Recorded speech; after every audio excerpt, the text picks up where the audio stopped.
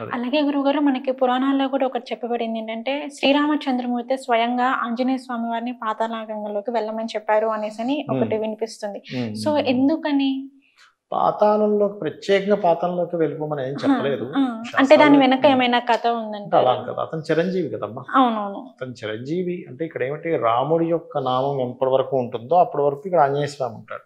Okay. రామనామం చిరకాలంగా ఉంటుంది. హ్మ్. అంతేగాని ప్రత్యేకంగా మరి మధ్యలో ఎక్కడో కల్పించి చెప్పినట్టున్నారు ఈ పాతాళంలోకి వెళ్ళమని.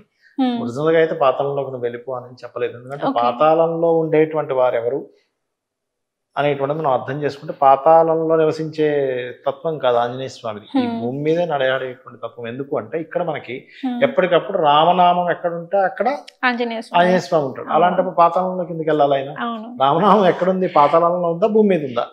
ఖచ్చితంగా భూమి మీద భూమి మీదనే ఉంది. భూమి మీదే ఆ యొక్క ఆంజనేయ నామం స్వామి. ఆంజనేయ స్వామి. ఇంకోటి ఏంటి, ఇది తపోభూమి. ఓకే.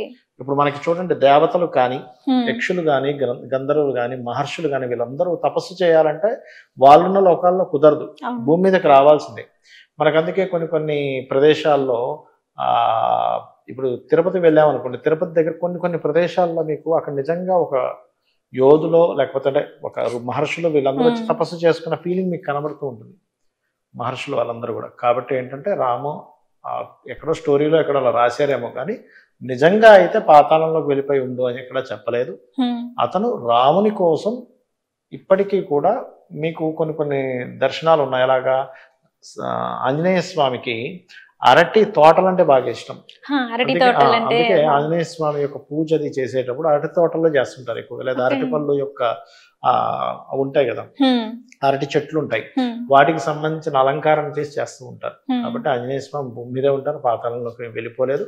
ప్రతి ఒక్క అంటే ఎక్కడైనా రామ అని చెప్పి వినిపిస్తే ఒకటే ఆంజనేయ స్వామి ఉంటారు, రెండవది రానే అక్షరం వినపడగానే శివుడు చెవు పెట్టి ఇలా రెక్కించి వింటాట, మా అంటాడేమో అని. ఎవరైనా రత్నము ఇంకోటి ఏదో పేరు అని వచ్చి అంటాడట. అంటే రామనామం అంత గొప్పది, రామనామం శివునికి కూడా అంత ఇష్టం. ఎందుకంటే ఈ ఆంజనేయ స్వామి రుద్రస్వరూపమే కదమ్మా. అవునవును. అందుకే శివునికి అంత ఇష్టము, ఆంజనేయ స్వామికి అంత ఇష్టం. అది.